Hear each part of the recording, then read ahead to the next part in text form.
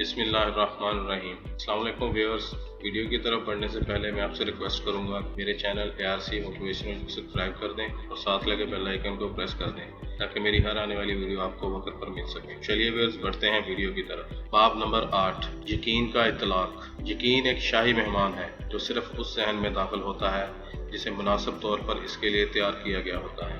ایک ایسا ذہن جسے خود تادیبی کے ذریعے منظم رکھا گیا ہو۔ شاہی روایات کے مطابق یقین ذہن میں رہنے کے لیے بہترین کمرے اور مستعد خادموں کا مطالبہ کرتا ہے۔ اسے ملازمین کے کوارٹروں میں نہیں ٹھہرایا جا سکتا اور یہ حسد، لالچ، عوام پرستی، نفرت، انتقام، بیجا غرور، شک، پریشانی اور خوف کے ساتھ رہنا پسند نہیں کرتا۔ اس حقیقت کی اہمیت کو بھی ابھی اس طرح سمجھ لیں تو آپ اس پر پراسرار قوت کی تفہیم کی طرف گامزن ہو جائیں گے۔ اس حقیقت کی اہمیت کو ابھی اس طرح سمجھ لیں تو آپ پر اس پراسرار قوت کی تفہیم کی طرف گامزن ہو جائیں گے جس نے زمانوں سے سائنسدانوں کو حیران اور پریشان کیا ہوا ہے۔ اب آپ یقین کو اپنا مستقل مہمان بنانے کے لیے خود تادیبی کے ذریعے اپنے ذہن کو تیار کرنے کی اہمیت کو سمجھ چکے ہوں گے۔ کانکورڈ کے دانشور رالف والڈو کے الفاظ کو یاد کرتے ہوئے جس نے کہا تھا، ہر آدمی میں کوئی نہ کوئی ایسی بات ہوتی ہے جو میں اس سے سیکھ سکتا ہوں اور اس بات میں اس کا شاگرد ہوں۔ اب میں آپ کو ایک ایسے آدمی سے متعارف کراؤں گا جو انسانیت کا بہت بڑا محسن تھا تاکہ آپ دیکھ سکیں کہ کس طرح کوئی شخص یقین کے اظہار کے لیے ذہن کو تیار کر سکتا ہے۔ آپ یہ کہانی خود اس کی زبانی ہی سنیے۔ 1929 عیسوی میں شروع ہونے والی کساد بازاری میں نے سب سے بڑے school university of Harvard knocks سے پوسٹ گریجویٹ کا کورس کیا۔ اس وقت مجھے اپنی پوشیدہ دولت کا احساس ہوا جسے میں فی الحال استعمال نہیں کر رہا تھا۔ ایک صبح مجھے نوٹس موصول ہوا جس سے مجھے پتا چلا کہ میرے بینک نے شاید دوبارہ کبھی نہ کھلنے کے لیے اپنے دروازے ہمیشہ کے لیے بند کر دیے ہیں۔ اس وقت میں نے اس غیر مرئی اثاثوں کی فہرست تیار کرنا شروع کی۔ میرے ساتھ رہیے، میں آپ کو بتاتا ہوں اس فہرست میں کیا کچھ تھا۔ آئیے ہم فہرست میں درج سب سے اہم چیز سے ابتدا کرتے ہیں جو کہ غیر استعمال شدہ یقین ہے۔ جب میں نے اپنے دل کی گہرائیوں میں تلاش کی تو مجھے پتا چلا کہ اپنے تمام تر مالی نقصان کے باوجود میرے پاس عظیم دانش پر یقین اور اپنے ساتھی انسانوں پر یقین کے عظیم ذخائر موجود ہیں۔ اس انکشاف کے ساتھ ایک اور بھی بہت اہم انکشاف ہوا، وہ یہ کہ یقین سے وہ کچھ حاصل کیا جا سکتا ہے جو کہ ساری دنیا کی دولت بھی حاصل نہیں کر سکتی۔ جب میرے پاس میری ضرورت کے مطابق تمام دولت جمع ہو گئی تو مجھ سے ایک بھیانک غلطی سرزد ہوئی اور میں نے اس دولت کو ایک مستقل سرچشمہ سمجھنا شروع کر دیا۔ اب مجھ پر یہ حیرتناک انکشاف ہوا کہ یقین کے بغیر دولت ایک غیر فعال مادے کے علاوہ کچھ بھی نہیں ہے۔ اپنی ذات میں یہ کسی بھی طاقت کی حامل نہیں۔ اپنی زندگی میں شاید پہلی مرتبہ یقین مستحکم کی حیرت انگیز طاقت کو تسلیم کرتے ہوئے میں نے بڑی احتیاط کے ساتھ اپنی ذات کا تجزیہ کرنا شروع کیا کہ میری اس قسم کی دولت کتنی مقدار میں موجود ہے۔ میرا یہ تجزیہ حیران کن بھی تھا اور تسلی بخش بھی تھا۔ میں نے اس تجزیے کا آغاز جنگل کی سیر کرتے ہوئے کیا۔ میں لوگوں کے ہجوم سے، شہر کے شور شرابے سے، تہذیب و تمدن کی پریشانیوں سے اور لوگوں کے خوف سے دور جانا چاہتا تھا جہاں میں خاموش اور سکون میں غور و فکر کر سکوں۔ یہ خاموش دنیا کس قدر پرسکون اور تسلی بخش تھی۔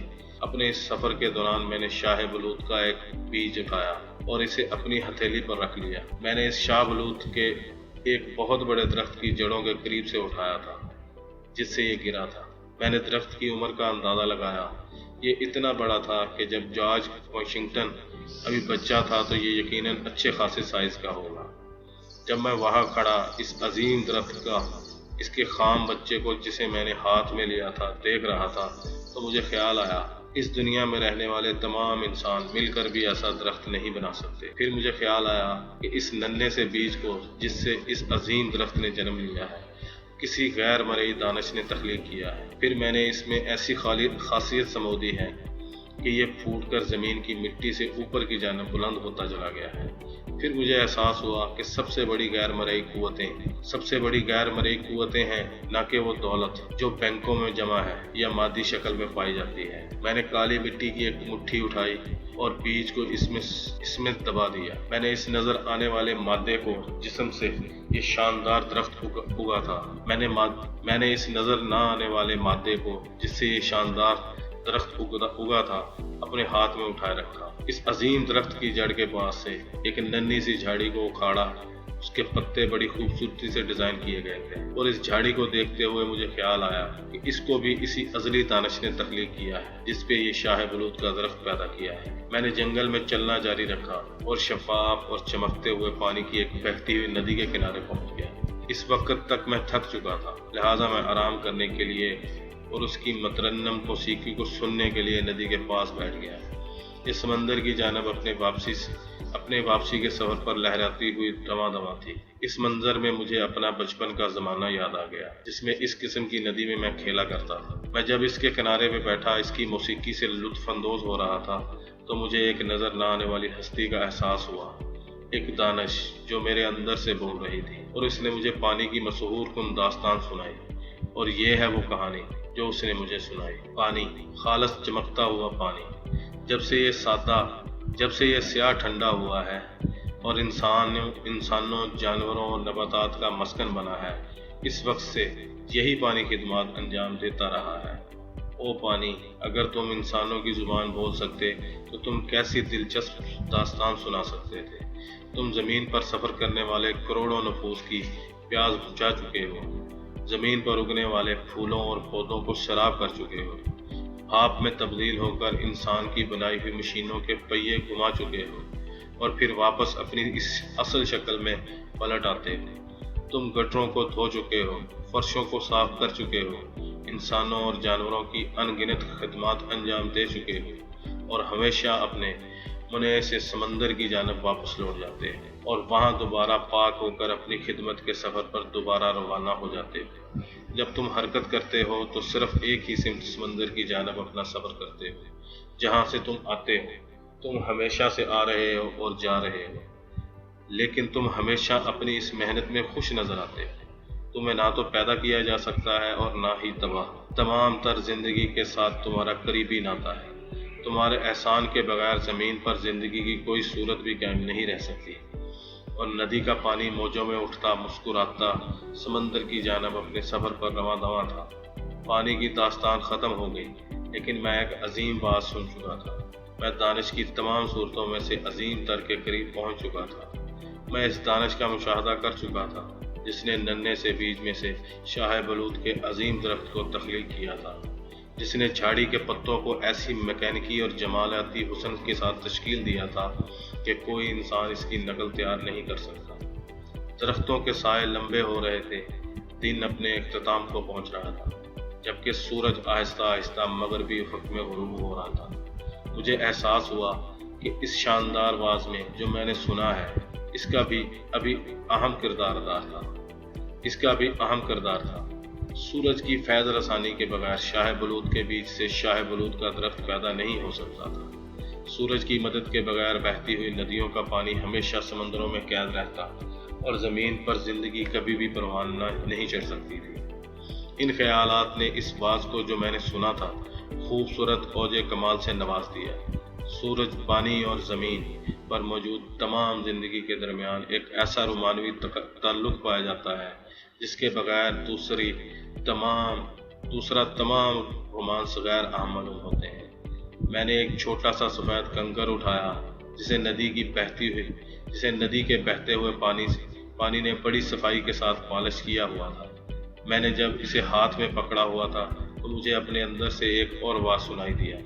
وہ دانش جو میرے ذہن کو آواز سنا رہی تھی کہہ رہی تھی، میں ایک چھوٹا سا پتھر کا کنکر ہوں، اس کے باوجود اس حقیقت میں ایک چھوٹی سی کائنات ہو جس میں تمہیں ہر وہ چیز ملے گی جو تم اپنے باہر پھیلی ہوئی ستاروں کی شکل میں دیکھتے ہو۔ میں مردہ اور بے حس و حرکت نظر آتا ہوں، لیکن یہ سب نظر کا دھوکہ ہے۔ میں مالیکول سے بنا ہوا ہوں۔ ہر مالیکول کے اندر ایٹموں کے انبار ہیں جو کہ ہر ایک اپنی جگہ ایک جو کہ ہر ایک میں اپنی جگہ ایک پوری کائنات ہے۔ ہر ایٹم کے اندر الیکٹرونز کی ان گنت تعداد ہے جو کہ ناقابل تصور رفتار سے گھوم رہے ہیں۔ میں ایک پتھر کا مردہ ٹکڑا نہیں ہوں، بلکہ لامحدود قوت کی اکائیوں کا ایک منظم مجموعہ ہوں۔ میں ایک ٹھوس مادہ نظر آتا ہوں، لیکن یہ بھی فریب نظر ہے کیونکہ میرے الیکٹرونز کے درمیان ان کے حجم کی نسبت کئی ہزار گنا فاصلہ پایا جاتا ہے۔ اسے زمین پر چلنے والے ادنا مسافر میرا غور سے مشاہدہ کرو اور یاد رکھو کہ کائنات کی عظیم طاقتیں غیر مرئی ہیں جنہیں محسوس نہیں کیا جا سکتا۔ زندگی کی اقدار وہ ہیں جن کو بینکوں میں جمع نہیں کیا جا سکتا۔ اس وقت جو خیالات میرے ذہن میں گھوم رہے تھے انہوں نے مجھے متحیر کر دیا تھا، کیونکہ مجھے احساس ہو رہا تھا کہ میں نے اپنے ہاتھ میں قوت کا ایک چھوٹا سا حصہ اٹھا رکھا تھا جس نے سورج کو تارکوں اور زمین کو جس پر ہم مختصر عرصے کے لیے قیام کرتے ہیں ایک دوسرے کے حوالے سے ان کو اپنی اپنی متعلقہ جگہ پر قائم رکھا ہوا ہے۔ اس غور و فکر نے مجھ پر یہ خوبصورت حقیقت آشکار کی کہ اس پتھر کے چھوٹے سے کنکر کی حدود کے اندر بھی مکمل نظم و ضبط قائم ہے۔ مجھے احساس ہوا کہ اس چھوٹے سے کنکر کے جسم کے اندر رومانس اور قدرت کے حقائق یکجا موجود ہیں۔ مجھے احساس ہوا کہ اس چھوٹے سے کنکر کے اندر تصور سے ماورا حقائق موجود ہیں۔ اس سے پہلے میں نے کبھی بھی اس قدر باریک بینی سے قدرت کے نظم و ضبط اور مقصد کے شہاد کو محسوس نہیں کیا تھا، جو ہر اس چیز سے منکشف ہیں جن پر انسانی ذہن غور کر سکتا ہے۔ اس سے پہلے میں نے کبھی بھی اپنے آپ یقین اور لامحدود دانش کے سرچشمے کے اس قدر قریب محسوس نہیں کیا تھا۔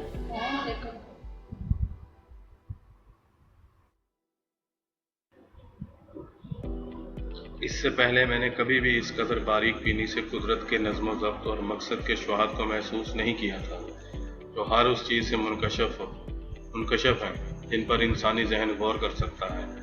اس سے پہلے میں نے کبھی بھی اپنے آپ کو یقین اور لامحدود دانش کے سرچشمے کے اس قدر قریب محسوس نہیں کیا تھا۔ یہ ایک خوبصورت تجربہ تھا جو مجھے قدرت ماں کی آغوش میں ان درختوں اور بہتی ہوئی ندیوں کے درمیان محسوس ہوا، جہاں ارد گرد کے سکون اور خاموشی نے میری تھکی ماندی روح کو تھوڑی دیر کے لیے سکون اور راحت کی چادر میں لپیٹ لیا تھا، تاکہ میں دیکھ سکوں، محسوس کر سکوں جب لامحدود دانش مجھے اپنی حقیقت کی داستان سنا رہی تھی۔ اس سے پہلے مجھے زندگی میں کبھی بھی لامحدود دانش یا اپنے یقین کے سرچشمے کے حقیقی وجود کا اس قدر شعور حاصل نہ ہوا تھا۔ میں اس نئی ملنے والی جنت میں کچھ دیر بیٹھا رہا، یہاں تک کہ شام کے ستارے آسمان پر ٹمٹمانے لگے۔ پھر میں بے دلی کے ساتھ اٹھا اور اپنے قدموں پر واپس چلتا ہوا شہر کی جانب چل پڑا، دوبارہ اس ہجوم میں شامل ہونے کے لیے جسے تہذیب و تمدن کے کٹھور اصول جہازوں کے چپو چلانے والے غلاموں کی طرح ہانکتے پھر رہے ہیں، اور وہ دیوانہ وار ان مادی اشیاء کو جمع کر رہے ہیں جس کی انہیں کوئی ضرورت نہیں ہے۔ اب میں واپس اپنے مطالعے کے کمرے میں پہنچ چکا ہوں، جہاں میں اپنی یہ داستان ٹائپ رائٹر پر بیٹھا لکھ رہا ہوں، لیکن مجھے تنہائی کے احساس نے گھیر رکھا ہے اور خواہش پیدا ہو رہی ہے کہ دوبارہ اس غم خوارندی کے کنارے جا کر بیٹھ جاؤں، جہاں چند گھنٹے پہلے میں نے اپنی روح کو لامحدود دانش کے پرسکون حقائق میں غسل دیا تھا۔ میں جانتا ہوں کہ لامحدود دانش پر میرا حقیقی اور پائیدار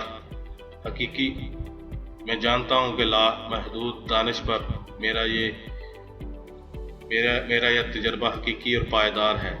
یہ اندھا یقین نہیں ہے،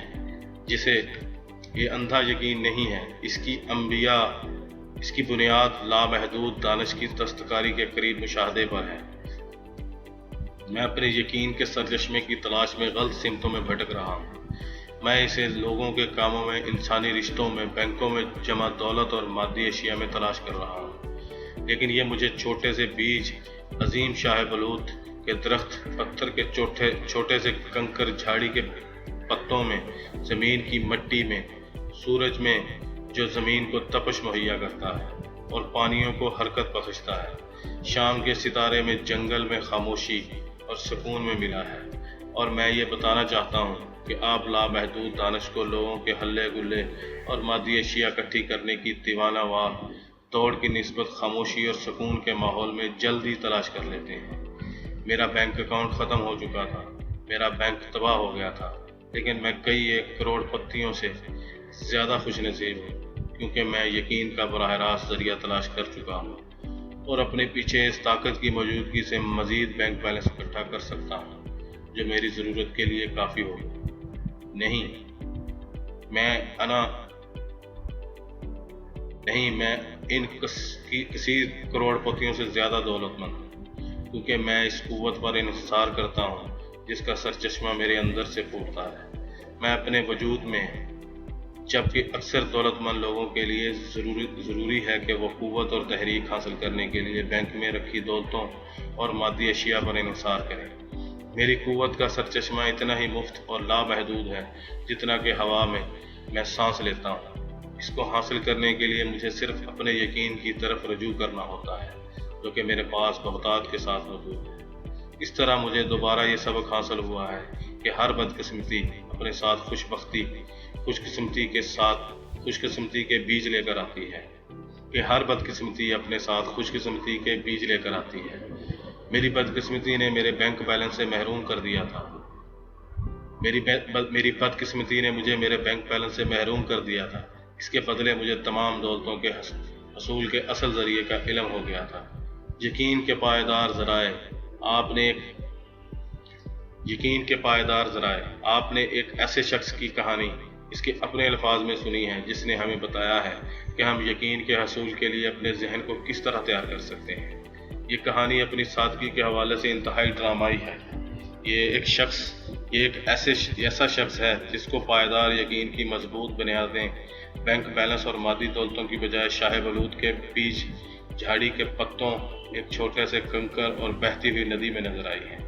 یہ ایسی چیزیں ہیں جن کا مشاہدہ ہر شخص کر سکتا ہے، ان سے لطف اندوز ہو سکتا ہے، لیکن ان سادہ سی چیزوں کا مشاہدہ کرتے ہوئے اسے احساس ہوا کہ دنیا کی عظیم ترین قوتیں ایسی غیر مرئی ہیں جن کو ہم محسوس نہیں کر سکتے، جن کی جھلک ہم اپنے ارد گرد موجود سادہ چیزوں میں نظر آ سکتی ہیں۔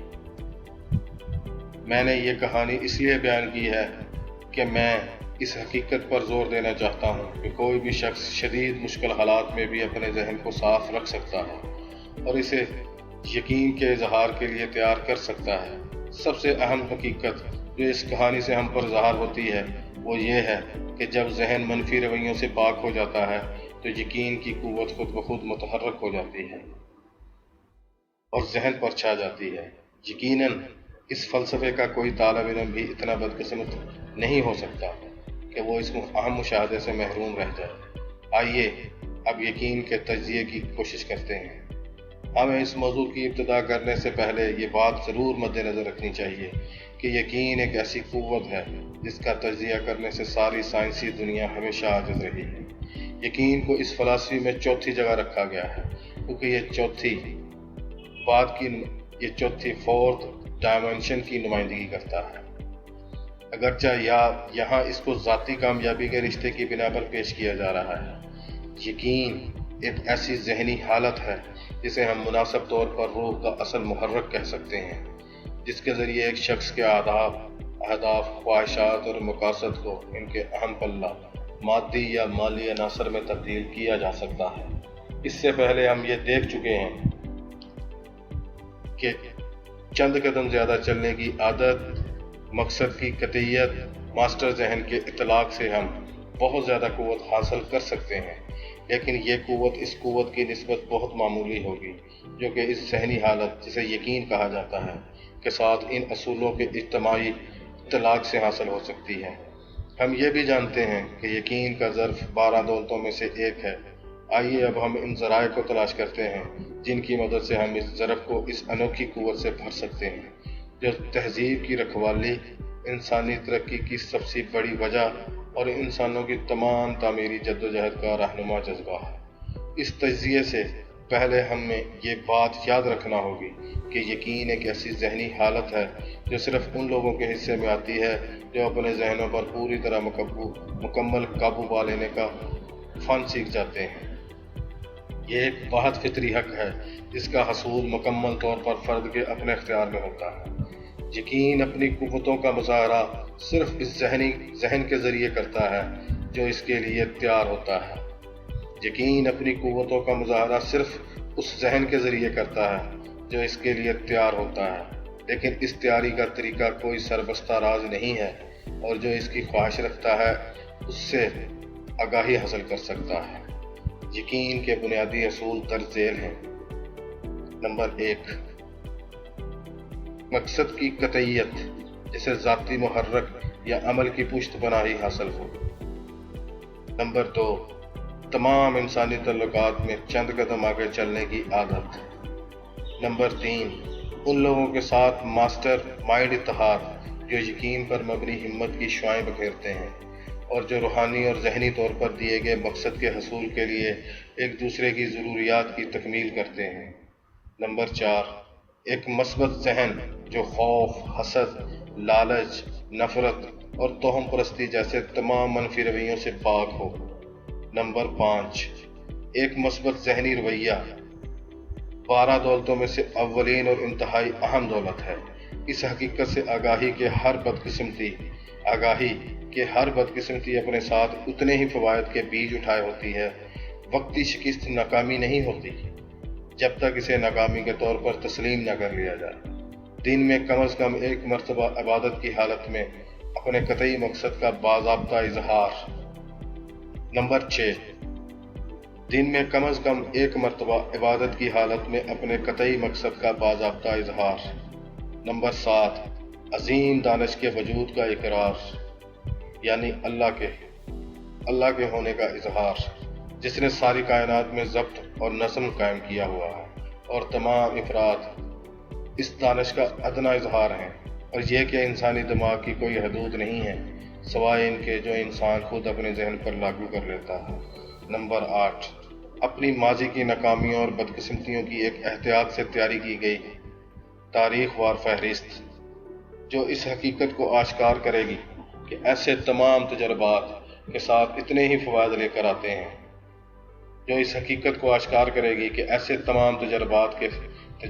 اپنے ساتھ اتنے ہی فوائد لے کر آتے ہیں۔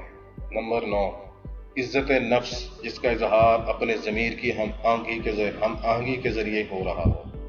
نمبر 10، تمام انسانوں کی وحدت کو تسلیم کرنا۔ یہ وہ اہم بنیادی اصول ہیں جو ذہن کو یقین کے مظاہرے کے لیے تیار کرتے ہیں۔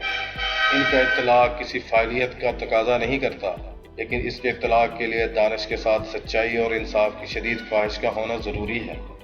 یقین صرف اس ذہن میں پروان چڑھ سکتا ہے جس مثبت سوچ کا حامل ہو۔ یقین صرف اس ذہن میں پروان چڑھ سکتا ہے جو مثبت سوچ کا حامل ہو۔ یہ زندگی کا وہ اہم جذبہ ہے جو ایک مثبت ذہن کو تحریک اور عمل سے نوازتا ہے۔ یہ وہ قوت ہے جو ایک مثبت ذہن کو ایک ایسے مقناطیس میں تبدیل کر دیتی ہے جو اپنے اندر پیدا ہونے والے خیال کے مادی متبادل کو اپنی طرف کھینچتا ہے۔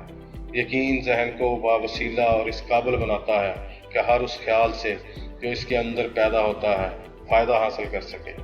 ہر قسم کے حالات زندگی میں موافق مواقع تلاش کر لیتا ہے جن کی مدد سے کوئی بھی شخص یقین کے اس معراج کو حاصل کر سکتا ہے، جس کے ذریعے وہ اپنی ناکامی اور شکست کو اس کی ہم پلہ کامیابی میں تبدیل کر سکتا ہے۔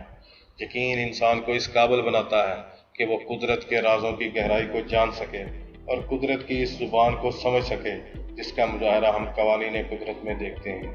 اس قسم کے مظاہرے قدرت کو سمجھنے سے تمام بڑی ایجادیں ممکن ہو سکی ہیں جو انسانیت کی خدمت میں مصروف ہیں، اور انسانی رشتوں میں ہم آہنگی کے ذریعے انسانی آزادی کی طرف جانے والے راستوں کی بہتر سوجھ بوجھ پیدا ہوئی۔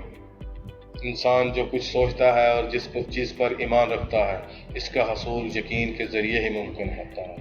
تھامس ایڈیسن کا ایمان تھا کہ وہ برقی لیمپ کے خیال کو عملی صورت دے سکتا ہے، اور باوجود اس کے کہ وہ 10,000 مرتبہ ناکام ہوا، یقین سے ان ناکامیوں میں سے نکالتا ہوا اس راز تک لے کر پہنچ گیا جس کی اسے تلاش تھی۔ مارکونی پختہ ایمان رکھتا تھا کہ آواز کی لہروں کو تار کے بغیر ایتھر کی توانائی کے ذریعے ایک مقام سے دوسرے مقام تک پہنچایا جا سکتا ہے۔ اس کا یقین اسے بے شمار ناکامیوں میں سے گزارتا اور کامیابی کی معراج تک لے گیا۔ ہیلن کیلر کو یقین کامل تھا کہ وہ بولنا سیکھ جائے گی، اگرچہ وہ اپنے بولنے کی، سننے کی اور دیکھنے کی صلاحیتوں سے محروم ہو چکی تھی۔ اس کے یقین نے اس کو بولنے کی صلاحیت بحال کر دی اور اسے چھونے کی حس کے ذریعے سننے کے برابر کی صلاحیت بھی حاصل ہو گئی تھی۔ اس طرح سے اس نے ثابت کر دیا کہ یقین انسانی خواہشات کی تکمیل کے راستے تلاش کر سکتا ہے اور کرتا رہے گا۔ یقین ہمارے اندر جنم لینے والی رہنمائی ہے۔ رہنما قوت وہ منظم دانش ہے جس نے قطعی مقاصد کو اپنے نشانے پر رکھا ہے۔ یہ وہ چیز مہیا نہیں کرتا جس کی کسی کو خواہش ہوتی ہے، بلکہ یہ خواہشات کی تکمیل کی سمت میں ہماری رہنمائی کرتا ہے۔ یقین کی قوت سے استفادہ کیسے حاصل کیا جائے؟ الف، جو کچھ آپ حاصل کرنا چاہتے ہیں اس کے بدلے میں آپ کو جو ادائیگی کرنا ہوگی اس کا واضح تعین کریں۔ ب، جب آپ کی خواہشات کے اہداف کا تعین کرتے ہیں، جب آپ اپنی خواہشات کے اہداف کا تعین کرتے ہیں تو دعا کے ذریعے یہ تصور قائم کریں کہ آپ ان اہداف کو اپنے کو پہلے ہی حاصل کر چکے ہیں، اور بالکل اسی طرح سے عمل کریں جیسے آپ واقعتاً انہیں مادی طور پر حاصل کر چکے ہیں۔ یاد رکھیں، کسی بھی چیز کو ہم سب سے پہلے اپنی سوچوں میں ذہنی سطح پر حاصل کرتے ہیں۔ جیم، اپنے ذہن کو اندرونی رہنمائی کے لیے ہر وقت کھلا رکھیں، اور جب کبھی آپ کو اچانک اپنے منصوبے میں کسی تبدیلی یا کسی نئے منصوبے کو اپنانے کا خیال پیدا ہو تو بغیر کسی ہچکچاہٹ یا تردد کے اس پر عمل کر گزریں۔ دال، جب کبھی آپ کو کسی عارضی ناکامی کا سامنا ہو جو کہ آپ کو کئی مرتبہ ہو سکتا ہے تو یاد رکھیں کہ انسان کے یقین کا کئی طریقوں سے امتحان لیا جاتا ہے، اور آپ کی ناکامی آپ کا ایک محض امتحانی دور ہو سکتا ہے۔ لہذا اپنی ناکامی کو اپنی کوششوں اور جدوجہد میں اضافہ کرنے کا ایک اشارہ خیال کریں، اور اس یقین کے ساتھ اپنا سفر جاری رکھیں کہ کامیابی آپ کے قدم چومے گی انشاءاللہ۔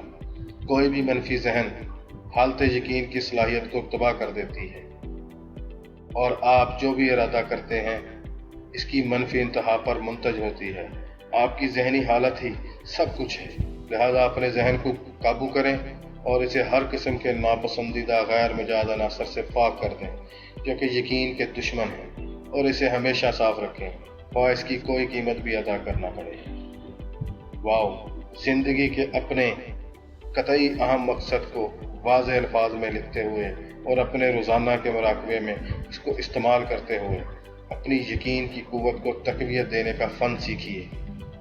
زال، اپنے قطعی اور اہم مقصد کے ساتھ باب 1 میں بیان کیے گئے 9 بنیادی محرکات میں سے جتنے زیادہ ممکن ہو سکیں وابستہ کرنے کی کوشش کریں۔ اپنے قطعی اہم مقصد کے ہدف کو حاصل کرنے کے بعد آپ کو جن فوائد کی توقع ہو سکتی ہے اس کی ایک فہرست مرتب کریں اور اس کو دن میں کئی مرتبہ اپنے ذہن میں دہرائیں۔ اس طرح آپ کے ذہن میں کامیابی کی اہمیت کا احساس ہوگا۔ اس طرح آپ کے ذہن میں کامیابی کی اہمیت کا احساس اجاگر ہوگا۔ اسے عام طور پر خود ایمائی کہا جاتا ہے۔ تو ان لوگوں کے ساتھ زیادہ تعلق قائم کرنے کی کوشش کریں جو آپ کے قطعی اہم مقصد سے ہمدردی رکھتے ہیں اور آپ سے ہم آہنگی رکھتے ہیں۔ ان سے ہر ممکنہ طریقے سے حوصلہ افزائی حاصل کرنے کی کوشش کریں۔ چھوٹی ہے، کوئی دن بھی خالی نہ جانے دیں۔ کوئی دن بھی خالی نہ جانے دیں جس میں آپ نے اپنے قطعی اہم مقصد کے حصول کے لیے کوئی قدم نہ اٹھایا ہو۔ یاد رکھیں، عمل کے بغیر یقین مردہ ہو جاتا ہے۔ کاف، اپنی ترقی کی رفتار کا معیار مقرر کرنے کے لیے کسی خود اعتماد، جرأت مند اور کامیاب شخص کا انتخاب کریں، اور ذہنی طور پر نہ صرف اس شخص کے ہم قدم ہونے کی کوشش کریں بلکہ اس سے آگے بڑھنے کی کوشش کریں۔ یہ کام خاموشی کے ساتھ اپنا منصوبہ کسی کو بتائے بغیر کریں۔ بڑھ کے ہانکنا آپ کی کامیابی کے لیے خطرناک ثابت ہو سکتا ہے، کیونکہ یقین کامل کا بیجا غرور اور نرگسیت کے ساتھ کوئی تعلق نہیں ہوتا۔ لام، اپنے ارد گرد ایسی کتابیں، ایسی تصاویر، دیواروں پر لٹکتی ہوئی تحریریں اور دوسری اشیاء جو خود اعتمادی کے لیے محرک ثابت ہو رکھیں۔ اس طرح آپ اپنے ارد گرد ایک کامیابی اور کامرانی کا ماحول پیدا کر لیتے ہیں۔ یہ عادت آپ کے لیے حیرت انگیز نتائج کی حامل ہوگی۔ میم: ناخوشگوار حالات سے بچنے یا دامن بچانے کی ہرگز کوشش نہ کریں، بلکہ زندگی کے جس مقام پر بھی ان سے سامنا ہو، آنکھوں میں آنکھیں ڈال کر پوری جرت اور ہمت کے ساتھ ان سے پنجہ آزما ہونے کی عادت اپنائیں۔ آپ دیکھیں گے کہ ایسے حالات کا بے خوف نتائج سے بے پرواہ ہو کر مقابلہ کرنے کی عادت آپ کو ان کے خلاف جنگ میں 10 میں سے 9 حصے کامیابی عطا کرے گی۔ نون: اس حقیقت کو ہمیشہ ذہن میں رکھیں کہ ہر اہم چیز ایک قیمت رکھتی ہے۔ یقین کی قیمت ان سادہ ہدایات پر پورے شعور کے ساتھ عمل کرتے رہنا ہے۔ اس سلسلے میں ثابت قدمی آپ کا نعرہ ہونا چاہیے۔ یہ وہ اقدامات ہیں جو مثبت ذہنی رویے کو پروان چڑھانے اور اسے قائم رکھنے میں آپ کے مددگار ہوں گے۔ یاد رکھیں، یقین صرف مثبت ذہنی رویے ہی میں قیام کرتا ہے۔ یہ وہ اقدام ہیں جو تمام قسم کی ذہنی، روحانی اور مادی حالتوں کے حصول کا موجب بن سکتے ہیں۔ اپنے ذہن کو اس قسم کی خوراک سے لبریز رکھیں۔ یہ وہ اقدامات ہیں جن کے ذریعے ذہن کو اعلیٰ روحانی اظہار کے لیے تیار کیا جا سکتا ہے۔ عمل پر یقین: اپنے ذہن کی ایسی غذا پر پرورش کریں کہ چند قدم زیادہ چلنے کی عادت اپنانا آپ کے لیے آسان ہو۔ آپ کے لیے اس چیز کے ساتھ جسے آپ حاصل کرنا چاہتے ہیں ذہن کو ہم آہنگ رکھنا آسان ہو جاتا ہے، جب آپ کو یقین ہو کہ وہ چیز ایک دن آپ کی ملکیت میں ہوگی۔ ایمرسن نے کہا تھا کہ ہر آدمی کا خیال یا تصور اس کے لیے کلید کی حیثیت رکھتا ہے۔ یہ بات بالکل درست ہے۔ آج کا ہر آدمی اپنے کل کے خیالات کے مطابق ہوتا ہے۔ جیمز جے ہل ٹیلی گراف کے بٹن پر ہاتھ رکھے لائن کھلنے کا انتظار کر رہا تھا، لیکن وہ بیکار نہیں بیٹھا ہوا تھا۔ اس کا تصور ایک عظیم بین البر اعظمی ریلوے سسٹم بچھانے میں مصروف تھا، جس کے ذریعے اسے امید تھی کہ ریاست متحدہ کے غیر ترقی یافتہ مغربی حصے کے ذخائر کو بروئے کار لایا جا سکتا ہے۔ اس کی جیب میں کوئی رقم نہ تھی، اس کے کوئی بااثر دوست نہ تھے، اس کے کھاتے میں کوئی بڑی کامیابی نہ تھی جو اس معاشرے میں عزت و توقیر عطا کرتی، لیکن اس کے پاس یقین کی دولت جیسی ناقابل شکست قوت تھی جس کے سامنے دنیا کی کوئی چیز بھی ناممکن نہیں ہوتی۔ اس نے اپنے قطعی اہم مقصد کو پوری تفصیل کے ساتھ تحریری شکل میں ڈال دیا۔ ریاست متحدہ کے نقشے پر اس نے اپنی مجوزہ ریلوے لائن کا پورا خاکہ تیار کیا ہوا تھا۔ وہ سوتے وقت بھی اس نقشے کو اپنے تکیے کے نیچے رکھتا تھا اور جہاں بھی جاتا اسے اپنے ساتھ اٹھائے پھرتا۔ اس خواب کی تکمیل کے لیے اس نے اپنے ذہن پر اسے مسلط کر رکھا تھا، اور پھر اس کی زندگی میں ایک دن ایسا بھی آیا جب اس کی خواب کی تعبیر عملی شکل میں اس کے سامنے موجود تھی۔ جب شکاگو میں ہونے والی آتش زدگی نے شہر کے ایک کاروباری حصے کو راکھ کے ڈھیر میں تبدیل کر دیا تھا، اگلی صبح مارشل فیلڈ اس جگہ پر آیا جہاں ایک دن پہلے اس کا پرچون کا سٹور تھا۔ اس کے ارد گرد سارے تاجر کھڑے تھے جن کے سٹور بھی اس کے سٹور کے ساتھ تباہ ہو چکے تھے۔ اس نے ان کی باتیں سنی اور اسے پتہ چلا کہ وہ سارے امید کا دامن چھوڑ چکے ہیں، اور ان میں سے اکثر دکاندار نئے کاروبار کے آغاز کے لیے مزید مغرب کی جانب جانے کا فیصلہ کر چکے ہیں۔ اپنے قریب کھڑے گروپ کو مخاطب کرتے ہوئے اس نے کہا، دوستو، تم جیسے تمہاری خوشی ہے کرو، لیکن میں بالکل اسی جگہ رہنا چاہتا ہوں، بالکل اسی جگہ جہاں تم دھواں اور راکھ دیکھ رہے ہو۔ کبھی میرا سٹور ہوتا تھا، میں یہاں دنیا کا سب سے بڑا پرچون سٹور قائم کروں۔ وہ سٹور جو مسٹر فیلڈ نے یقین کے بلبوتے پر قائم کیا تھا آج بھی شکاگو میں اسی جگہ پر قائم ہے۔ وہ اور اس جیسے دوسرے لوگوں نے اس عظیم امریکن کی طرز زندگی کے بانیوں میں سے ہیں۔ انہوں نے ہمیں بولتی ہوئی تصویریں، بولنے والی مشینیں، ہوائی جہاز، بادلوں کو چیرتی ہوئی عمارتیں، موٹر گاڑیاں، اعلیٰ درجے کی شاہراہیں، گھریلو استعمال کی برقی اشیاء، ایکس رے، بینکنگ اور سرمایہ کاری کے ادارے، لائف انشورنس کی عظیم کمپنیاں دی، اور ان سب سے بڑھ کر انہوں نے ہمیں آزادی کا انمول تحفہ دیا جس سے آج ہم سب امریکن شہریوں کی حیثیت سے فیضیاب ہو رہے ہیں۔ انسانی ترقی کسی حادثے یا محض خوش قسمتی کا نتیجہ نہیں ہے، بلکہ یہ ان لوگوں کے یقین محکم کا نتیجہ ہے جنہوں نے اپنے ذہن کو اس فلسفے کے 17 اصولوں کی روشنی میں اس یقین کو حاصل کرنے کے لیے تیار کیا تھا۔ اس دنیا پر جو شخص جس مقام پر کھڑا ہے وہ اس کے یقین کا نتیجہ ہے جس کا مظاہرہ اس نے اپنے اہداف اور مقاصد کے حصول کے لیے کیا ہوتا ہے۔ آئیے ہم جو آزادی اور دولت کے خواہاں ہیں اس بات کو یاد رکھیں۔ آئیے ہم یہ بھی یاد رکھیں کہ یقین آزادی اور دولت کی کوئی حد مقرر نہیں کرتا، بلکہ یہ ہر شخص کو اس کی خواہشات کی تکمیل کے لیے رہنمائی مہیا کرتا ہے، چاہے یہ خواہشات چھوٹی ہوں یا بڑی۔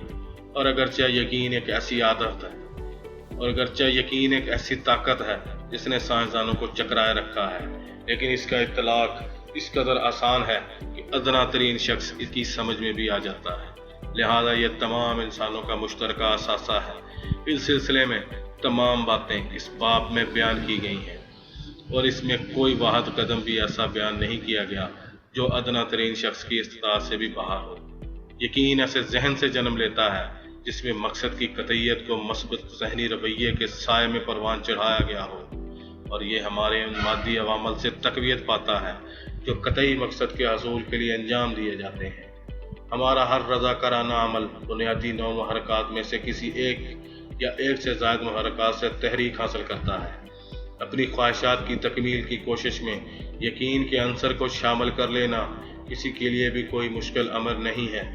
کسی شخص کو محبت سے تحریک پکڑنے دیں، پھر دیکھیں کہ کس قدر تیزی سے یہ جذبہ یقین کے ذریعے اس کے عمل کو پر لگا دیتا ہے۔ یہ عمل اس کا پسندیدہ کام بن جاتا ہے، جو کہ 12 دولتوں میں سے ایک دولت ہے۔ کسی شخص کو مادی دولت ذخیرہ کرنے کے عشق میں مبتلا ہونے دیں اور دیکھیں کہ اس سلسلے میں اس کی ہر کوشش ایک پسندیدہ فعل بن جائے گی۔ اپنے کام کے لیے اس دن چھوٹے نظر آنے لگیں گے، اگرچہ وہ شدید محنت کر رہا ہوگا، لیکن اظہار نفس کی خوشی میں اسے تھکاوٹ کا کوئی احساس نہ ہوگا، جو کہ 12 دولتوں میں سے ایک اور دولت ہے۔ اس طرح جو شخص یقین کے ذریعے اپنے ذہن کو اظہار نفس کے لیے تیار کر لیتا ہے، ایک ایک کر کے اس کے راستے کی تمام رکاوٹیں خود بخود ختم ہوتی چلی جاتی ہیں۔ خوشی اس کی ہر کوشش کو سرخرو کر رہی ہوتی ہے۔ اس کے پاس نفرت کے لیے کوئی وجہ یا وقت نہیں ہوتا۔ انسانی رشتوں میں ہم آہنگی قدرتی طور پر اس کے آس پاس آ جاتی ہے۔ اس کی کامیابی کی امید بلند اور مسلسل ہوتی ہے، کیونکہ اسے اپنے قطعی مقصد کے اہداف پہلے ہی اپنی پہنچ میں نظر آ رہے ہوتے ہیں۔ عدم برداشت کی جگہ وسعت قلب لے لیتی ہے اور تعذیب نفس کھانا کھانے کی طرح کا فطری عمل بن جاتا ہے۔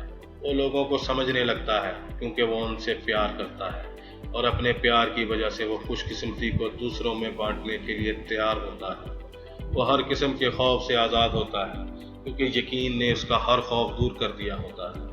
12 دولتیں اس کی ذاتی ملکیت بن جاتی ہیں۔ یقین انسان کے اپنے خالق کے ساتھ تعلق کی ممنوعیت کا ایک اظہار ہے۔ خوف بدی کے اثرات کا اعتراف اور خالق کے وجود پر عدم یقین کا مظہر ہے۔ زندگی کی عظیم ترین دولتیں ان 4 اصولوں کی تفہیم پر مشتمل ہیں جن کا ذکر کر چکا ہوں میں۔ یہ 4 اصول اس فلسفے کے 4 بڑوں کے طور پر مانے جاتے ہیں، کیونکہ یہ خیال کی قوت اور روح کے اندرونی رازوں کا تانا بانا ہے اور ماسٹر چابی کا اہم سنگ بنیاد ہے۔ اس ماسٹر چابی کو دانش مندی سے استعمال کریں اور آپ آزاد ہو جائیں گے۔ وہ چند لوگ جنہیں ماسٹر چابی مل گئی تھی۔ لیٹلی میں ایک کمرے جتنے ایک کیبن میں ایک چھوٹا سا لڑکا آتش دان کے پاس لیٹا ہوا تھا۔ وہ لکڑی کے ایک بیلچے کی پشت کو سلیٹ کے طور پر استعمال کرتے ہوئے لکھنا سیکھ رہا تھا۔ پنسل کے طور پر وہ کوئلہ پکڑے ہوئے تھا۔ ایک شفیق خاتون اس کے پاس بیٹھی اس کی حوصلہ افزائی کر رہی تھی۔ خاتون اس کی ماں تھی۔ لڑکا جوان ہو گیا، لیکن اس میں عظمت کے کوئی نشان نظر نہیں آ رہے تھے۔ اس نے قانون کی تعلیم حاصل کی اور اس پیشے سے روزگار کمانے کی کوشش کی، لیکن اس میں بہت معمولی کامیابیاں حاصل کر سکا۔ اس نے دکانداری کی کوشش کی، لیکن شہر کے شیرف پولیس آفیسر سے جھگڑا ہو گیا۔ اس نے فوج میں شمولیت اختیار کی، لیکن زیادہ ترقی نہ کر سکا۔ جس سمت میں بھی جدوجہد کی کچھ حاصل نہ کر سکا۔ جس سمت میں بھی اس نے کچھ کوشش کی کچھ بھی حاصل نہ کر سکا۔ پھر ایک عظیم عشق اس کی زندگی میں داخل ہوا، جس کا خاتمہ اس عورت کی وفات پر ہوا جس سے وہ محبت کرتا تھا، لیکن اس کی موت کا غم اس کی روح کی گہرائی میں اتر گیا اور یہاں اس نے اس خفیہ قوت کو جگا دیا جو انسان کے اندر جنم لیتی ہے۔ اس نے اس قوت کو قابو کر لیا اور اسے کام پر لگا دیا۔ اس نے اسے یونائٹڈ اسٹیٹس کا صدر بنا دیا۔ اس نے امریکہ سے غلامی کی لعنت کا خاتمہ کیا اور بڑی ہنگامی قومی صورتحال میں اس نے ریاستوں کو بکھرنے سے بچا لیا۔ یہ عظیم نجات دہندہ اب کائنات کا شہری ہے، وفات پا گیا ہے، لیکن اس عظیم شخص کی روح آج بھی پسے ہوئے لوگوں کی رہنمائی کرتی ہے۔ اس طرح وہ قوت جو انسان کے اندر پیدا ہوتی ہے وہ کسی ذات پات کو نہیں جانتی۔ یہ غربت اور ادنا لوگوں کو بھی ویسے ہی میسر ہوتی ہے جیسے امیر اور طاقتور لوگوں کو میسر ہوتی ہے۔ یہ ایک آدمی سے دوسرے آدمی کو منتقل نہیں ہوتی، یہ ہر اس آدمی کے پاس ہوتی ہے جو سوچتا ہے سوائے آپ کی ذات کے، سوائے آپ کی اپنی ذات کے کوئی دوسرا شخص آپ کو یہ عطا نہیں کر سکتا۔ یہ صرف اپنے وجود کی گہرائیوں سے حاصل کی جاتی ہے، اور جو بھی اسے حاصل کرنا چاہتا ہے اس کے لیے یہ بالکل مفت ہے۔ وہ کون سا انوکھا خوف ہے جو انسانی ذہن میں گھس جاتا ہے اور اپنے اندر موجود اس خفیہ قوت تک رسائی نہیں ہونے دیتا، اور جب اس کی شناخت کر لی جائے اور استعمال کیا جائے تو انسان کو کامیابی کے بلند معراج پر پہنچا دیتی ہے۔ کیوں اور کیسے لوگوں کی ایک بڑی اکثریت تنویمی اتار چڑھاؤ کا شکار ہو جاتی ہے جو ان کے اپنے ذہنوں میں موجود خفیہ قوت کو استعمال کرنے کی ان صلاحیت کو تباہ کر دیتی ہے۔ اس اتار چڑھاؤ کو کیسے توڑا جا سکتا ہے؟ اس خفیہ طاقت کو، اس خفیہ قوت کو جو ہمارے اندر موجود ہے کس طرح استعمال کیا جا سکتا ہے؟ کوئی بھی شخص یہ سوال کر سکتا ہے۔ آئیے ہم دیکھتے ہیں کہ دوسرے لوگوں نے اس کو کس طرح استعمال کیا۔ ایک نوجوان پادری لمبے عرصے سے ایک نئی طرز کا سکول قائم کرنا چاہتا تھا۔ وہ بلا کم و کاست جانتا تھا کہ وہ کیا چاہتا ہے، لیکن اصل مسئلہ وہ $1 ملین تھے جو اسے اس کام کے لیے درکار تھے۔ اس نے $1 ملین حاصل کرنے کا پختہ ارادہ کر لیا جو کہ مقصد کی قطعیت پر مبنی تھا۔ اس نے اس سمت پہلا قدم اٹھایا، پھر اس نے ایک خطبہ تحریر کیا، میں $1 ملین سے کیا کروں گا، اور اس نے اخبارات میں اشتہار دے دیا کہ وہ آنے والی اتوار کی صبح اس موضوع پر خطبہ دے گا۔ خطبے کے اختتام پر ایک اجنبی شخص اپنی نشست سے اٹھا جسے نوجوان پادری نے پہلے کبھی نہیں دیکھا تھا اور چلتا ہوا ممبر تک آیا اور اپنا ہاتھ آگے بڑھایا اور کہا، مجھے آپ کا خطبہ پسند آیا ہے، آپ کل صبح میرے دفتر تشریف لائیں، میں آپ کو $1 ملین دے دوں گا۔ یہ شخص آرمر اینڈ کمپنی کا بانی فلپ ٹی آرمر تھا۔ اس کا یہ تحفہ آرمر اسکول آف ٹیکنالوجی کی ابتدا تھا جو کہ اس وقت ملک کے عظیم تعلیمی اداروں میں سے ایک ہے۔ یہ لب لباب ہے اس واقعے کا جو کچھ ظاہر ہوا۔ نوجوان پادری کے ذہن میں کیا ہوا اور کیا کچھ گزرا جس نے اسے خفیہ قوت سے رابطہ قائم کرنے کے قابل بنایا جو انسانی ذہن کی گہرائیوں میں جنم لیتی ہے۔ اس بارے میں ہم صرف قیاس آرائی ہی کر سکتے ہیں، لیکن وہ طریقہ کار جس کے ذریعے اس قوت کو متحرک کیا گیا تھا یقین کا اطلاق ہے۔ پیدائش کے فوراً بعد ہیلن کیلر ایک ایسی بیماری میں مبتلا ہو گئی جس نے اسے دیکھنے، سننے اور بولنے کی صلاحیت سے محروم کر دیا۔ ایک شفیق اور مہربان خاتون کیمدت سے جو اس کی خفیہ قوت سے آگاہ تھی جو انسان کے اندر جنم لیتی ہے۔ ہیلن کیلر نے اس قوت سے رابطہ کرنا اور اسے استعمال کرنا شروع کیا۔ یقین بقول کیلر کے کو اگر درست طور پر سمجھا جائے تو ایک عملی قوت ہے، نہ کہ ایک جامد عنصر۔ جامد یقین کو آنکھ میں موجود اس بصارت سے تشبیہ دی جا سکتی ہے جو نہ تو دیکھتی ہے اور نہ ہی کچھ تلاش کر سکتی ہے۔ عملی یقین کسی خوف سے آگاہ نہیں ہوتا، یہ اس بات کو تسلیم نہیں کرتا کہ خالق نے اپنی مخلوق سے بے وفائی کی ہے اور دنیا کو اندھیروں کے سپرد کر دیا ہے۔ یہ مایوسی سے انکاری ہے۔ یقین کی قوت سے لبریز کمزور ترین فانی ہستی حادثات سے زیادہ طاقتور ہوتی ہے۔ خفیہ قوت کا سرچشمہ۔ تاریخ کے اوراق کو تاریخ کے اوراق کو الٹی جانب پلٹیے تو آپ دیکھیں گے کہ تہذیبوں کی ترقی کی داستان ایسے مردوں اور عورتوں کے کارناموں سے بھری پڑی ہے جنہوں نے یقین کو ماسٹر چابی کے طور پر استعمال کیا۔ اس بات کا بھی مشاہدہ کریں کہ عظیم کامیابیوں نے ہمیشہ شدید جدوجہد اور محنت کی کوکھ سے جنم لیا ہے۔ وہ رکاوٹیں جن کو عبور کرنا ناممکن نظر آتا تھا اور وہ بلندیاں جنہیں نگاہیں بھی سر نہ کر سکتی تھیں، ان سب کو انسان نے مستقل یقین کی قوت سے سرنگو کر دیا اور رکاوٹوں کو پیروں تلے روند ڈالا۔ وہ لوگ جو اس خفیہ قوت کا راز پا چکے ہیں اور ذاتی مسائل کے حل کے لیے اس کا اطلاق کرتے ہیں، ان کو بعض اوقات خوابیں دیکھنے والے کہا جاتا ہے، لیکن وہ اپنی خوابوں کو عمل کی قوت سے تعبیر میں تبدیل کر دیتے ہیں۔ جب ہنری جے کیسر نیوادا میں عظیم ہولڈریم تعمیر کر رہا تھا تو اس نے کھدائی کے کام کا کچھ حصہ رابرٹ جی لیٹورو نوڈ کو ذیلی ٹھیکے پر دے دیا۔ پہلے چند ہفتوں تک سارا کام آرام سے حسب معمول چلتا رہا اور یوں لگتا تھا کہ ہر کوئی بہت زیادہ منافع کما لے گا، اور پھر جیسا کہ عموماً لوگوں کی زندگی میں ہوتا ہے، خوش قسمتی دھندلانے لگی اور کھدائی کرنے والے آرگانیٹ کی ایک سخت طے سے ٹکرانے لگی جس کی وہاں موجودگی کی کوئی توقع نہ تھی۔ لیٹورینو نے اس امید پر اپنا کام جاری رکھا کہ پتھر کی طے زیادہ موٹی نہیں ہوگی، اور اس کے پاس جو کچھ تھا وہ سب کچھ اس پر لگا دیا، حتیٰ کہ اس کے پاس رقم ختم ہو گئی۔ اس دوران اس نے سوراخ کر کے پتھر کی موٹائی کا اندازہ لگایا۔ اسے اندازہ ہوا کہ اس کی لیبی بہت زیادہ ہے، لہذا اس نے بادل ناخواستہ تسلیم کر لیا کہ اسے وقتی طور پر ناکامی ہو گئی ہے۔ اس کے دوستوں نے اسے دیوالیہ ہو جانے کا مشورہ دیا تاکہ وہ کسی دوسرے کاروباری میدان میں نئے سرے سے اپنی جدوجہد کا آغاز کر سکے۔ نہیں، اس نے پورے وثوق سے کہا، میں نے اپنی رقم مٹی میں گم کی ہے اور میں اسے مٹی سے واپس نکالوں گا۔ جب یہ کر لوں گا تو پھر میں اپنے ذمہ پائی چکا دوں گا۔ اس مختصر سے جملے میں لیٹورینو نے ہر وہ بات کہہ دی تھی جو کامیابی کا کوئی بھی فلسفہ پیش کر سکتا ہے۔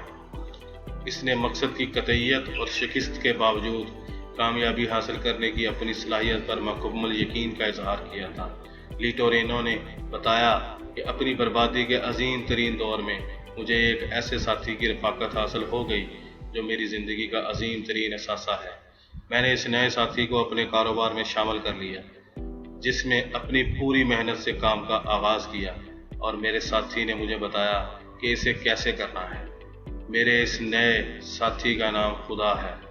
اس کے ساتھی نے اسے ان ذرائع کی تلاش میں جن کی مدد سے وہ نئے سرے سے کام کا آغاز کر سکے عجیب و غریب جگہوں پر بھیجا۔ اپنی بیوی کے پرتوں کے راڈوں اور گاڑی کے کچھ بیکار حصوں کو جوڑ کر اس نے اپنا پہلا مٹی کھودنے والا آلہ تیار کیا، جس میں اس نے ایک بہت زیادہ استعمال شدہ موٹر استعمال کی۔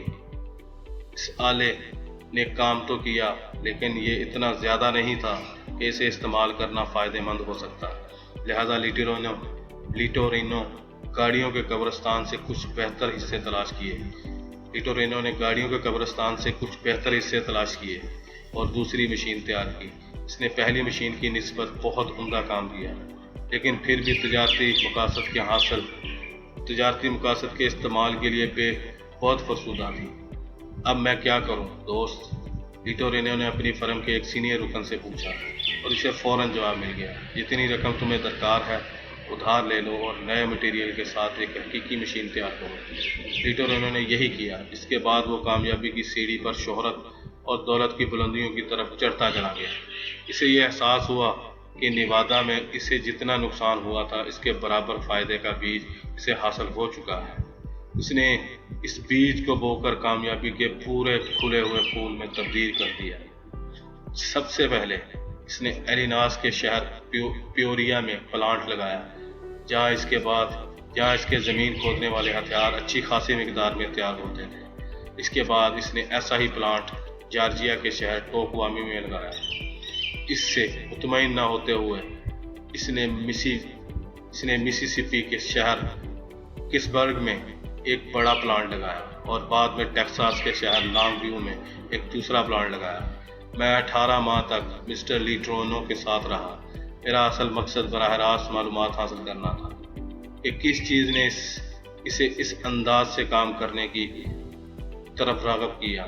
میں مسٹر لیٹرونو کے اس بیان کو تسلیم کرتا تھا کہ اس کی کامیابی کی وجہ خدا کے ساتھ اس کی شراکت داری تھی، لیکن میں یہ جاننا چاہتا تھا کہ کب اور کس طرح یہ عظیم صنعت کار اپنے سینئر حصہ دار کے ساتھ روابط قائم کرتا ہے۔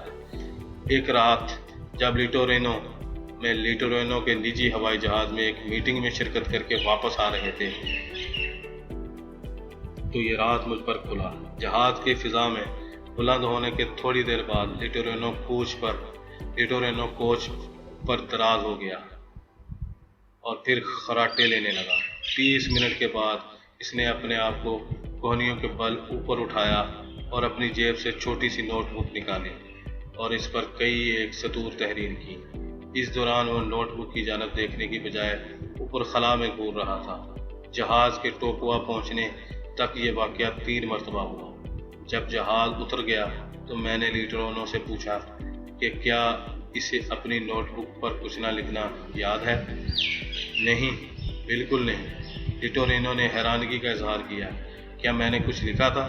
اس نے اپنی جیب سے نوٹ بک نکالی، چند سیکنڈ تک اسے دیکھا اور پھر کہا، ٹھیک، بالکل ٹھیک، یہ ہے، وہ بالکل یہ ہے۔ میں 1 ماہ سے اس کا انتظار کر رہا تھا۔ آگے مزید کام کرنے کے لیے مجھے یہی معلومات درکار تھی۔ ہم کار میں بیٹھ گئے اور سیدھے لیٹرونو کے گھر کی طرف روانہ ہو گئے۔ راستے میں مزید کوئی بات نہ ہوئی۔ اس سے قطع نظر کہ کوئی دوسرا شخص مسٹر لیٹرونو کی اپنی خالق کے ساتھ شراکت کے بارے میں کیا سوچتا ہے، وہ حقائق بڑے واضح طور پر نمایاں نظر آ سکتے ہیں، جن کو محض اس بنا پر کہ کوئی تسلیم کرتا ہے یا نہیں کرتا نظر انداز نہیں کیا جا سکتا۔ پہلی بات یہ کہ وہ کاروبار میں مکمل طور پر ناکام ہو گیا تھا اور اس کی تمام جمع پونجی ایسے حالات میں ڈوب گئی تھی جن میں ایک آدمی دوبارہ اسی کام میں مزید جدوجہد کا سوچ بھی نہیں سکتا۔ دوسری بات یہ کہ وہ دوبارہ واپس آیا اور اپنی رسمی تعلیم کی تقریباً عدم موجودگی کے باوجود امریکہ کا کامیاب صنعت کار بن گیا۔ جہاں تک اس سوال کا تعلق ہے کہ لیٹرونو نے کب اور کیسے اپنے سینئر شراکت دار سے رابطہ قائم کیا، اس کا جواب مجھے مل چکا تھا۔ یہ رابطہ لیٹرونو کے تحت الشعور کے حصے کے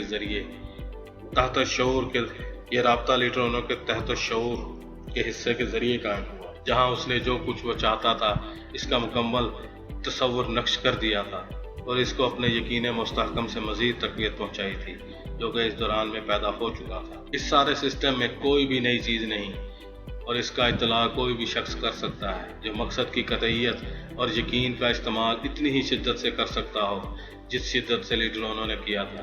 یقین مستحکم کی ایک اہم اور عجیب و غریب خاصیت یہ ہے کہ وہ اس وقت پیدا ہوتا ہے جب انسان کو کسی ہنگامی صورتحال کا سامنا ہوتا ہے اور انسان اپنے مسئلے کا حل کے لیے معمول اور خیالات اور سوچ سے بہت آگے سوچتا ہے۔ یہ ایسی ہنگامی صورتوں میں ہوتا ہے کہ ہم اپنے اندر موجود اس قوت کا سہارا لیتے ہیں جو کسی بھی رکاوٹ کو اتنا مضبوط خیال نہیں کرتی جو اسے شکست دے سکے۔ مثال کے طور پر ایسی ہی ہنگامی صورتحال کا سامنا ان 56 آدمیوں کو ہوا تھا جنہوں نے امریکی قوم کی بنیاد رکھی اور آزادی کے اعلان پر اپنے ناموں سے دستخط ثبت کیے۔ یہ وہ متحرک اور مستحکم یقین ہی تھا جس کے تحت ہر آدمی نے اس دستاویز پر دستخط کیے تھے، کیونکہ ان میں سے ہر ایک یہ جانتا تھا کہ یہ اس کی موت کا پروانہ بھی بن سکتا ہے، لیکن خوش قسمتی سے آزادی کا لائسنس ثابت ہوا۔ اس دستاویز کا فائدہ اس خطرے کے ہم پلہ تھا جس کا سامنا اس پر دستخط کرنے والے آدمیوں کو ہو سکتا ہے۔ دستخط کرنے والوں نے اپنی زندگیاں، اپنی قسمتیں اور اپنے حقوق آزادی کے نام پر وقف کر دیے تھے اور انہوں نے یہ معاہدہ بغیر کسی جھجک اور خوف کے کیا تھا۔ یقین کا ٹیسٹ۔ یہاں ایک ٹیسٹ دیا جا رہا ہے جس کی مدد سے لوگ اپنے اندر عملی یقین کی گنجائش کی پیمائش کر سکتے ہیں۔ یہ تب ہی مؤثر ثابت ہو سکتا ہے اگر ہم اپنی آزادی، مادی دولت یا جو بھی حالات تقاضا کریں، حتیٰ کہ اپنی زندگی تک کو بھی خطرے میں ڈالنے کے لیے تیار ہوں۔ خطرے کے بغیر یقین ایک جامد یقین ہے جو کہ بقول ہیلن کیلر آنکھ میں موجود بصارت کی طرح ہے جو نہ تو دیکھ سکتی ہے اور نہ کچھ تلاش کر سکتی ہے۔ آئیے چند ایسے بڑے لیڈروں کی زندگیوں کا جائزہ لیتے ہیں جو آزادی کے اعلان پر دستخط کرنے والوں کے بعد آئے۔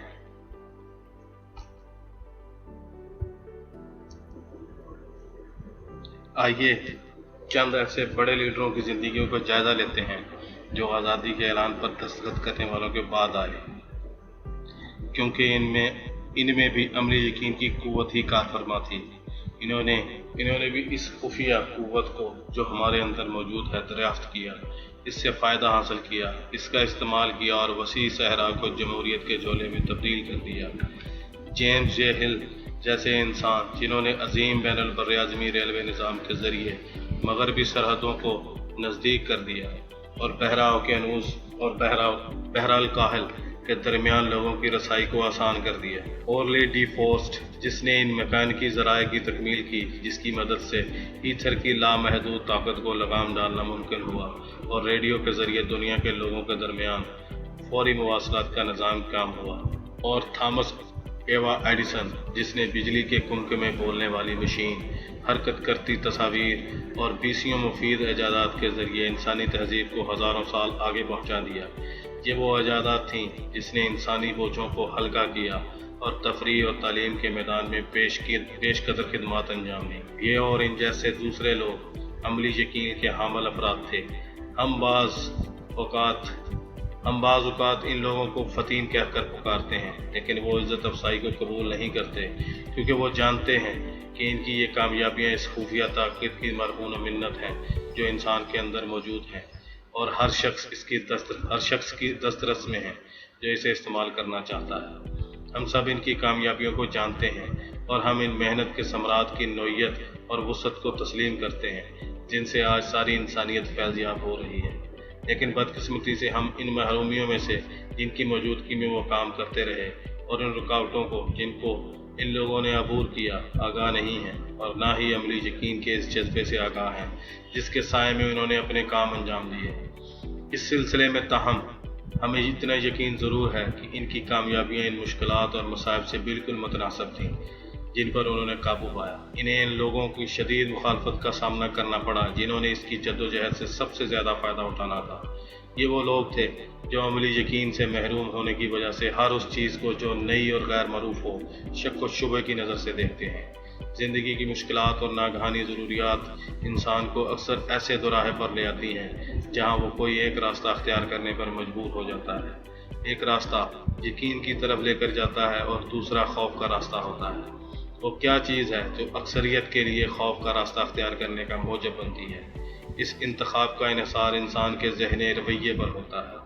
وہ شخص جو یقین کے راستے کا انتخاب کرتا ہے وہ شخص ہوتا ہے جس نے اپنے ذہن کو مثبت انداز میں تیار کیا ہوتا ہے۔ اس نے اپنے روزمرہ کے تجربات کی روشنی میں فوری اور جرأت مندانہ فیصلے کرتے ہوئے قدم با قدم اپنے ذہن کی تربیت کی ہوتی ہے۔ وہ شخص جو خوف کے راستے کا انتخاب کرتا ہے اس نے اپنے ذہن کی مثبت تربیت کو نظر انداز کیا ہوتا ہے۔ واشنگٹن میں ایک شخص پہیوں والی کرسی پر ٹین کا ایک خالی ڈبہ اور تھوڑی سی پینسلیں ہاتھ میں پکڑ کر بیٹھا ہے۔ وہ مانگ کر معمولی روزی کما رہا ہے۔ اس کے مانگنے کی وجہ یہ ہے کہ وہ بچپن میں فالج کی بیماری کی وجہ سے اپنی دونوں ٹانگوں سے محروم ہو چکا تھا۔ اس کا ذہن متاثر نہیں ہوا تھا۔ ٹانگوں کے علاوہ وہ ایک صحت مند انسان ہے، لیکن جب اس خطرناک بیماری نے اس پر حملہ کیا تو اس نے خوف کا راستہ منتخب کر لیا اور اس کا ذہن بھی استعمال نہ ہونے کی وجہ سے کمزور اور بیکار ہو چکا تھا۔ اسی شہر میں ایک دوسرا شخص بھی تھا جو اسی قسم کی معذوری کا شکار ہوا تھا۔ وہ بھی اپنی دونوں ٹانگوں کے استعمال سے محروم ہو چکا تھا، لیکن اپنی اس محرومی پر اس کا رد عمل بالکل مختلف تھا۔ جب وہ اس دوراہے پر آیا جہاں اسے کسی ایک راستے کا انتخاب کرنا تھا تو اس نے یقین کے راستے کا انتخاب کیا اور وہ راستہ اسے سیدھا وائٹ ہاؤس لے کر گیا۔ اس نے وہ بلند ترین مقام حاصل کر لیا جو امریکن لوگ حاصل کر سکتے ہیں۔ اس نے اپنی ٹانگوں کی محرومی کی وجہ سے جو کچھ کھویا تھا وہ اس نے اپنے ذہن اور ارادے کے استعمال سے حاصل کر لیا، اور یہ ایک جانی بوجھی حقیقت ہے۔ اس کی جسمانی کمزوری کسی طور بھی اس کی سرگرمیوں میں رکاوٹ کا باعث نہ بن سکی، اور وہ صدر کا عہدہ سنبھالنے والا سب سے زیادہ سرگرم اور مستعد شخص تھا۔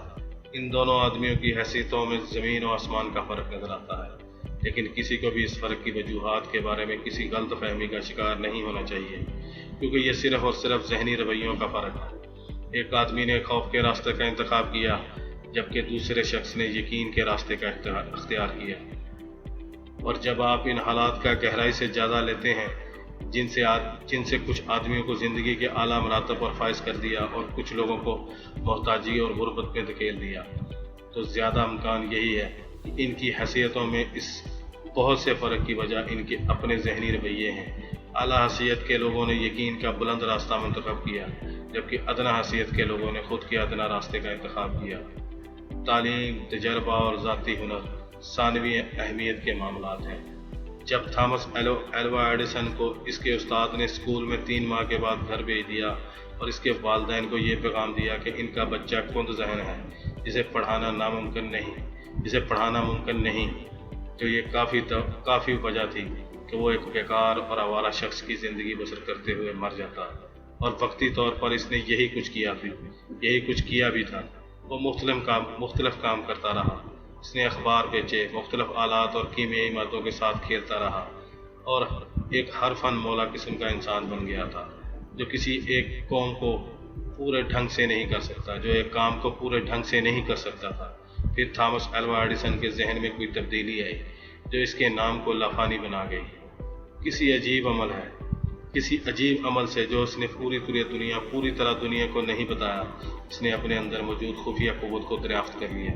اس نے اس پر قابو پایا، اسے منظم کیا، اور آپ دیکھ سکتے ہیں کہ پھر وہ بجائے ایک کند ذہن شخص کے، جیسا کہ اس کے استاد نے کہا تھا، ایجادات کی دنیا میں ایک نمایاں شخص بن گیا تھا۔ اور آج جب بھی ہم برقی کمکمہ دیکھتے ہیں یا فونوگراف سنتے ہیں یا حرکت کرتی ہوئی تصویر دیکھتے ہیں، تو ہمیں یہ بات ذہن میں رکھنی چاہیے کہ ہم اس اندرونی خفیہ قوت کی صنعت کاری دیکھ رہے ہوتے ہیں، جو ہماری دسترس میں اتنی ہی ہے جتنی یہ تھامس ایلوا ایڈیسن کی دسترس میں تھی، اور ہمیں شرم محسوس کرنی چاہیے کہ محض غفلت یا لا تعلقی کی بنیاد پر ہم اس عظیم قوت سے کوئی بھی مناسب کام نہیں لے رہے۔ ویورز، یہ تھی آج کی 5ویں ایپیسوڈ۔ ویڈیو کے آخر میں آپ سے ایک بار پھر ریکویسٹ کروں گا کہ اگر میری ویڈیو آپ کو پسند آئی ہے تو اس ویڈیو کو لائک کریں، شیئر کریں، اور میرے اس چینل ARC موٹیویشنل کو سبسکرائب کر دیں، اور ساتھ لگے بیل آئیکن کو پریس کر دیں تاکہ میری ہر آنے والی ویڈیو آپ کو وقت پر مل سکے۔ السلام علیکم۔